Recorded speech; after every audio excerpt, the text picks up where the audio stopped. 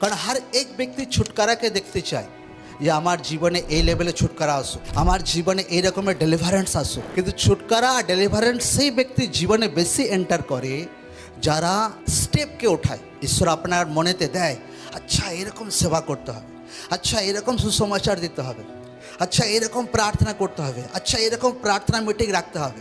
আর যখন ঈশ্বর আপনাকে মনেতে দেয়, আর যখন আপনি অনেক ব্যক্তি যখন সেটাতে স্টেপ নিতে পারে না, কেন? কারণ যে লেভেলের কথা ঈশ্বর আপনার হৃদয়ে দেয়, আর সেই লেভেলের কর্ম করার জন্য অনেক রিস্ক উঠাতে হয়, আপনাকে অনেক বাধা পেরোতে হয়, আর অনেক ব্যক্তি সেটাকে ঝেলতে চায় না।